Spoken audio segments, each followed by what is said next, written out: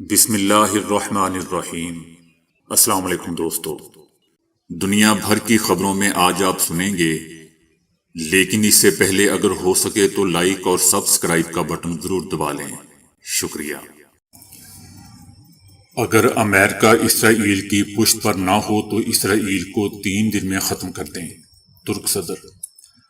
Hamas کا اسرائیل کی جوہری تنصیبات پر حملہ، حزب اللہ کا اسرائیلی فوج کے ہیڈ کوارٹر پر حملہ، اسرائیل کا جنگی نقصان $17 ارب تک پہنچ گیا، جنگ مشکل اور طویل ہوگی، نیتنیاہو۔ پاکستانی اور چینی جنگی جہاز خلیج میں امریکی جنگی جہازوں کی نگرانی کر سکتے ہیں، انڈیا۔ فلسطینیوں کے لیے مظاہرے کرنے والوں کے ویزے منسوخ کر دیں گے، ٹرمپ کی دھمکی۔ امریکیوں نے اپنے پیغامات کا میدان جنگ میں 2 ٹوک جواب پا لیا ہوگا، صدر ابراہیم رئیسی۔ تو آئیے چلتے ہیں تفصیل کی جانب۔ ترک صدر رجب طیب اردوان کی سخت تقریر کے بعد اسرائیل نے ترکیہ سے اپنے سفارتی عملہ واپس بلا لیا ہے۔ اسرائیل نے کہا ہے کہ وہ ترکیہ کی جانب سے بڑھتے ہوئے بیانات کی روشنی میں اپنے تعلقات کا دوبارہ جائزہ لینے کے لیے اپنے سفارتکاروں کو واپس بلا رہے ہیں۔ اسرائیل کا کہنا ہے کہ طیب اردوان نے اپنا اخوان المسلمون کا اصل چہرہ بے نقاب کیا ہے۔ ترک صدر نے فلسطینیوں کے ساتھ اظہار یکجہتی کے لیے دوستو ریلی سے خطاب کیا، جس میں مختلف شعبہ زندگی سے تعلق رکھنے والے ہزاروں افراد نے شرکت کی۔ شرکاء نے ہاتھوں میں ترکی اور فلسطین کے پرچم اٹھا رکھے تھے۔ ترک صدر رجب طیب اردوان نے اپنے خطاب میں کہا کہ غزہ میں ایک گھناؤنا کام کیا جا رہا ہے جس پر ہم اسرائیل کو دنیا کے سامنے جنگی مجرم کے طور پر پیش کریں گے۔ انہوں نے کہا کہ جنگ بندی کے اعلان سے پہلے کتنے معصوم بچوں، خواتین اور بزرگوں کو اپنی جانوں سے ہاتھ دھونا پڑے گا۔ غزہ میں ہونے والی بربریت میں اسرائیل کے ساتھ امریکہ اور مغرب بھی برابر کے شریک ہیں۔ اسرائیلی وزیر اعظم کا غزہ میں بربریت کا دوسرا مرحلہ شروع کرنے کے اعلان پر طیب اردوان نے کہا کہ اسرائیل گزشتہ 22 دنوں سے غزہ میں جنگی جرائم کر رہا ہے اور مغربی سیاستدانوں سے لے کر میڈیا تک سب اس کو جائز قرار دینے کے لیے متحرک ہو چکے ہیں۔ اگر امریکہ اسرائیل کی پشت پر نہ ہو تو اسرائیل کو صرف 3 دن میں ختم کر دیں۔ مغرب دوبارہ صلیبی جنگوں کو شروع کرنا چاہتا ہے۔ ترک صدر نے کہا کہ ترکیہ ابھی مرا نہیں بلکہ اپنی پوری قوت کے ساتھ کھڑا ہے۔ ہم نے اپنی جس طاقت کا مظاہرہ لیبیا اور قاراباخ میں دکھایا ہے، مشرق وسطیٰ میں تمہیں ویسی ہی طاقت کا مظاہرہ دکھائیں گے۔ ترک صدر نے کہا کہ فلسطین 1947 میں کیا تھا، آج کیا ہے، اسرائیل یہاں کیسے پہنچا، آپ کیسے داخل ہوئے، آپ ایک قابض ہیں، آپ ایک تخریب کار تنظیم ہیں۔ مغرب اسرائیل کا مقروض ہے لیکن ترکی نہیں ہے، اس لیے ہم بلا جھجک بات کرتے ہیں۔ مغرب کی گناہوں کی کتاب ایک بار پھر اپنی حدوں سے تجاوز کر گئی ہے۔ اسرائیل مغربی حمایت کے بغیر ایسے مظالم کا ارتکاب نہیں کر سکتا۔ حماس کے القسام بریگیڈ نے اسرائیل کی خفیہ جوہری تنصیبات کے علاقے پر راکٹ داغنے کا دعویٰ کیا ہے۔ اسرائیلی میڈیا نے بھی تصدیق کی ہے کہ فلسطین کی تنظیم حماس نے دیمونا میں راکٹ داغے ہیں، تاہم کوئی جانی نقصان نہیں ہوا۔ راکٹ حملے کے بعد سائرن بجا دیے گئے۔ ایک سوشل میڈیا پر ایک ویڈیو وائرل ہو رہی ہے جس میں دکھایا گیا ہے کہ پہاڑوں کے درمیان واقع جوہری تنصیبات کے قریب دھواں اٹھتا دکھائی دے رہا ہے۔ اسرائیل کی غزہ پر وحشیانہ بمباری سے دنیا سے رابطہ منقطع ہو گیا ہے۔ یاد رہے دوستو کہ دیمونا شہر میں اسرائیل کی خفیہ جوہری تنصیبات ہیں۔ اس واقعے کو غیر معمولی قرار دیا جا رہا ہے۔ دوسری جانب اسرائیل کی غزہ سمیت فلسطینی علاقوں میں شدید بمباری سے مزید سینکڑوں شہید ہو گئے ہیں۔ ایلون مسک نے غزہ میں سیٹلائٹ کے ذریعے انٹرنیٹ سروس فراہم کر دی ہے، جس کے بعد غزہ سے دنیا کا رابطہ بحال ہونا شروع ہو گیا ہے۔ غزہ میں اسرائیل کی بمباری سے شہید فلسطینیوں کی تعداد 8,000 سے تجاوز کر چکی ہے، جس میں 4,000 سے زائد بچے بھی شامل ہیں۔ اسرائیلی فضائیہ کی جانب سے شدید بمباری کے درمیان پورے غزہ میں انٹرنیٹ اور موبائل سروسز معطل ہونے کے بعد ایلون مسک نے غزہ میں اسٹار لنک کے ذریعے انٹرنیٹ فراہمی کا اعلان کیا۔ غزہ میں اسٹار لنک کے ذریعے انٹرنیٹ فراہمی کے اعلان کے بعد اسرائیل نے ایلون مسک کو خبردار کرتے ہوئے کہا کہ وہ اس کی فراہمی کو روکنے کے لیے ہر ممکن کوشش کریں گے۔ غزہ کا بیرونی دنیا سے رابطہ منقطع ہو گیا ہے، فون لائنز، انٹرنیٹ اور موبائل نیٹ ورکس کام نہیں کر رہے۔ غزہ میں پہلے ہی مواصلات، توانائی، خوراک، پانی، ادویات کی شدید کمی تھی۔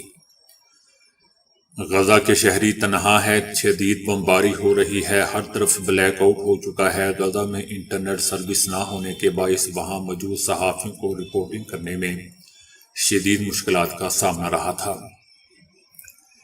اس کے علاوہ دیگر ممالک کے لوگ بھی غزہ میں موجود اپنے پیاروں سے رابطہ نہیں کر پا رہے تھے، جن میں اسکاٹ لینڈ کے وزیر اعظم حمزہ یوسف بھی شامل ہیں، جن کا خاندان غزہ میں موجود ہے۔ اسرائیل نے ایلون مسک کے اسٹار لنک سے تمام تعلقات ختم کر دیے ہیں۔ ایلون مسک کا اسٹار لنک منصوبہ سیٹلائٹس کے دوستوں ایک وسیع نیٹ ورک کے ذریعے انٹرنیٹ سروس مہیا کرتا ہے۔ اس کا مقصد ان افراد کو تیز ترین انٹرنیٹ کی سروس مہیا کرنا ہے جو زمین کے دور دراز یا دیہی علاقوں میں رہتے ہیں، جنہیں تیز انٹرنیٹ تک رسائی حاصل نہیں ہوتی۔ حزب اللہ اپنے توپ خانے اور میزائلوں کے ساتھ ساتھ اپنے ڈرونز کے وسیع ذخیرے کو بھی استعمال کر سکتی ہے۔ حزب اللہ کے ڈرونز کی ٹیکنالوجی بہت پیچیدہ ہے اور وہ اسرائیل کے دفاعی نظام پر قابو پا سکتے ہیں۔ حزب اللہ نے اعلان کیا ہے کہ اس نے صہیونی حکومت کے فوجی ہیڈ کوارٹر کو نشانہ بنایا ہے۔ یہ حملہ مقامی وقت کے مطابق شام 6 بجے کیا گیا، جس کے نتیجے میں متعدد اسرائیلی فوجی زخمی ہو گئے۔ مغربی عسکری تجزیہ کار تسلیم کرتے ہیں کہ لبنان کی حزب اللہ کے ہتھیاروں کی مقدار اور معیار اس قدر ہے کہ یہ خطے کی موجودہ مساوات کو خراب کر سکتا ہے۔ حزب اللہ اس سے پہلے بھی متعدد بار مقبوضہ فلسطین کے شمال میں اسرائیلی فوجیوں کے ٹھکانوں کو راکٹ مارٹر اور توپ خانے سے نشانہ بنا چکی ہے۔ ماہرین کا مزید کہنا ہے کہ اسرائیل حزب اللہ کے ساتھ بڑے پیمانے پر تنازع سے بہت خوفزدہ ہے۔ وہ اپنے ہتھیاروں کی مقدار سے اسرائیل کے فضائی دفاعی نظام پر آسانی سے غلبہ پا سکتی ہے اور معاملات کو درہم برہم کر سکتی ہے۔ ان کے ڈرونز اور کم فاصلے تک مار کرنے والے بیلسٹک میزائلوں کے معیار اور اقسام کا حماس سے موازنہ نہیں کیا جا سکتا۔ ان کے ڈرونز کی ٹیکنالوجی بہت پیچیدہ ہے اور وہ اسرائیل کے دفاع پر آسانی سے قابو پا سکتے ہیں، ایسا دوستو عسکری ماہرین کا کہنا ہے۔ معاشی ماہرین نے اسرائیلی ریاست کے نقصان کا تخمینہ کئی ارب ڈالرز لگایا ہے۔ غزہ میں جنگ اسرائیل کو مہنگی پڑ گئی ہے۔ جنگ کے اسرائیلی معیشت پر برے اثرات پڑنے لگے ہیں۔ اسرائیلی ماہرین کے مطابق صرف 17 روز میں اسرائیل کا جنگی نقصان 17 ارب ڈالر تک پہنچ گیا ہے۔ اسرائیل میں اس سال کے آخر تک خسارہ GDP کے 3% تک پہنچ جائے گا۔ اسرائیلی ماہرین کا کہنا ہے کہ غزہ جنگ سے پہلے خسارہ GDP کے 1.5% تک متوقع تھا۔ خسارے کو کم کرنے کے لیے درکار رقم سال کے آخری 2 مہینے میں 12.5 ارب ڈالر تک پہنچ سکتی ہے۔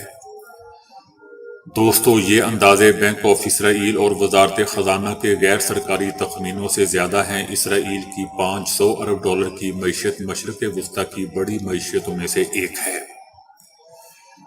غزہ میں اسرائیل کی جنگ اسرائیلی معیشت کو قابل ذکر نقصان پہنچانے کا سبب بن رہی ہے۔ عالمی بینک بھی غزہ جنگ کے دنیا کے معیشت پر سنگین اثرات مرتب ہونے سے خبردار کر چکا ہے۔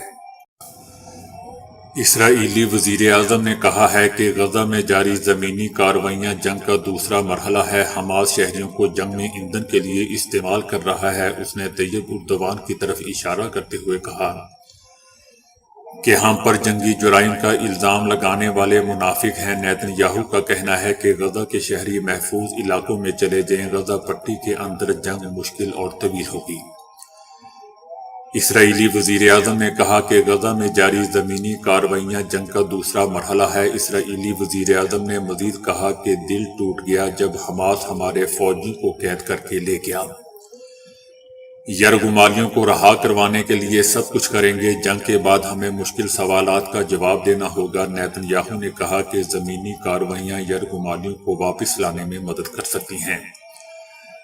7 اکتوبر کے حملے میں ایران کے ملوث ہونے کا نہیں کہہ سکتے۔ ایران حماس کو البتہ مالی امداد ضرور دیتا ہے۔ اسرائیلی وزیر اعظم نے مزید کہا کہ یرغمالیوں کو رہا کروانے کے لیے رابطے جاری ہیں۔ چائنا اور پاکستانی بحری افواج نومبر کے وسط میں مشترکہ مشقیں کرنے کے لیے تیار ہیں، جس پر بھارت کی تشویش چھپائی نہیں چھپ رہی۔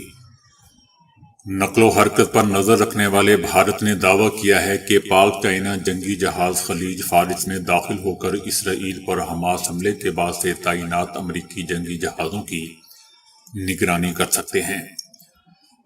اسرائیل اور حماس کے درمیان جاری تنازع پر نظر رکھتے ہوئے پاک بحریہ کے ساتھ چینی آبدوزیں اور جنگی جہاز خلیج فارس کی جانب بڑھیں گے۔ بھارت کی جانب سے مزید کہا گیا ہے کہ ہندوستان ان پیش رفتوں پر دور سے نظر رکھے ہوئے ہے۔ سونگ کلاس نامی چائنا کی آبدوز کو بھارت نے ٹریک کیا ہے اور دیکھا گیا کہ یہ بحر ہند میں داخل ہوئی ہے۔ چینی آبدوز کے خلیج فارس میں پاک بحریہ میں شامل ہونے کا امکان ہے۔ بھارت اپنے P-8I آبدوز شکن جنگی طیاروں کا استعمال کرتے ہوئے ان کی نقل و حرکت پر نظر رکھے ہوئے ہے۔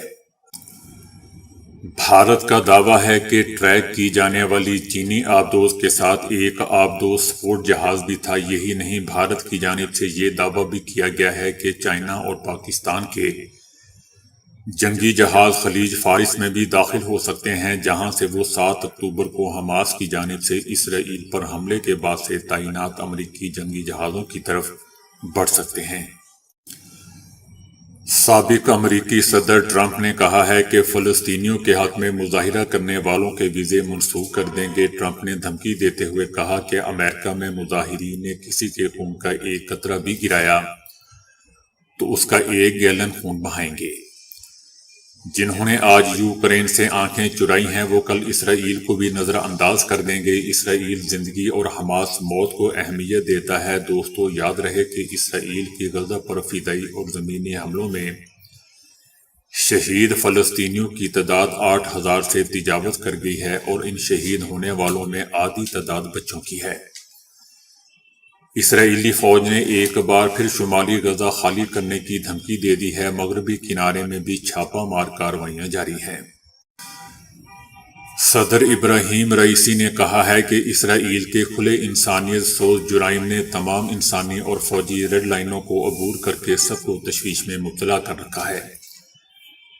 انہوں نے غزہ پر زمینی حملے میں غاصب اسرائیل کو ملنے والی شدید شکست کو طوفان الاقصی کے بعد فلسطینی مزاحمتی محاذ کی دوسری فتح قرار دیا اور زور دیتے ہوئے کہا کہ اسرائیل نے طوفان الاقصی کے بعد سے کوئی حقیقی فتح حاصل نہیں کی بلکہ ہر فورم پر اس کی شدید ناکامی سمجھا جا رہا ہے۔ امریکہ ہم سے کہتا ہے کہ ہم کوئی قدم یا کوئی اقدام نہ اٹھائیں جبکہ وہ خود غاصب اسرائیل کو وسیع حمایت فراہم کر رہا ہے، جو کسی طور قابل قبول نہیں۔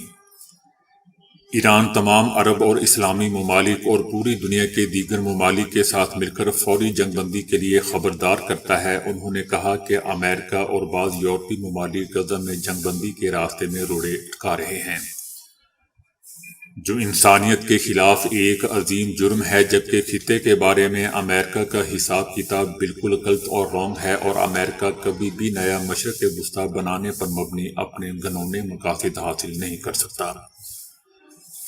فلسطین اور فلسطینی مزاحمتی محاذ کو حاصل ہماری حمایت کسی بھی قسم کے سمجھوتے کا سوال ہی پیدا نہیں ہوتا۔ فلسطین سمیت پورے علاقے کا مزاحمتی محاذ آزاد ہے، جو اپنے فیصلے خود کرتے ہیں اور ایران سے کوئی حکم نہیں لیتے۔ اسرائیل کو امریکہ کی اندھی حمایت فلسطینیوں کی مزاحمت کو کسی صورت ختم نہیں کر سکتی۔ امریکہ ہماری موجودہ صلاحیتوں کو اچھی طرح جانتا ہے اور یہ بھی جانتا ہے۔ فرانس کی سوربون یونیورسٹی نے صرف آواز کے اتار چڑھاؤ سے جھوٹ بولنے کا پتہ لگانے پر تحقیق کی ہے۔ غلط بیانی کرتے وقت اکثر لوگ دھیما بولتے ہیں، جملے کے درمیان میں ادا کردہ الفاظ پر زور کم دیتے ہیں اور یوں ان کی آواز بھی جھوٹ کی چغلی کرتی دکھائی دیتی ہے۔ اس ضمن میں فرانس کی سوربون یونیورسٹی کے ماہرین نے ایک دلچسپ تجربہ کیا ہے۔ جس میں صرف آواز کی شدت اور جھوٹ کے درمیان تعلق واضح کرنے کی کوشش کی گئی ہے۔ آواز کی پچ بولنے کی شرح اور شدت بھی بتا سکتی ہے کہ بولنے والا جھوٹ بول رہا ہے۔ ایسا یوں ہوتا ہے کہ دماغ زبان کا ساتھ نہیں دے پاتا اور آواز دھیمی ہوتی جاتی ہے، اور یوں الفاظ پر زور بھی کم ہو جاتا ہے کیونکہ بولنے والا جانتا ہے کہ وہ غلط بیانی کر رہا ہے۔ اس کیفیت کو پروسوڈی بھی کہا جاتا ہے۔ یہ کیفیت دماغ میں پروگرام ہوتی ہے اور اس سے الگ ہو کر کچھ کرنے کے لیے دماغ کو بہت تربیت کی ضرورت ہوتی ہے، اس لیے پکا جھوٹا بننا کوئی آسان کام نہیں ہوتا۔ جبکہ دوسری طرف ایماندار شخص لفظ کے آخر میں آواز کی خاص پچ کو بلند کرے گا اور وہ تیز رفتاری سے بات چیت کرے گا۔ اس کے برخلاف جھوٹ بولنے والا فرد آواز کو دھیما رکھے گا، الفاظ پر زور نہیں دے گا اور ان کی پچ بھی بہت دھیمی رہے گی۔ سنگاپور کو دنیا کے محفوظ ترین ممالک میں سے ایک مانا جاتا ہے، تاہم یہاں پر ایک گاؤں ایسا بھی ہے جو پر اسرار حالات ہونے کی وجہ سے بین الاقوامی میڈیا کی توجہ کا مرکز بنا رہتا ہے۔ سنگاپور کا یہ قصبہ یشون یہاں ہونے والے عجیب و غریب واقعات کی وجہ سے افسانوی شہرت اختیار کر چکا ہے۔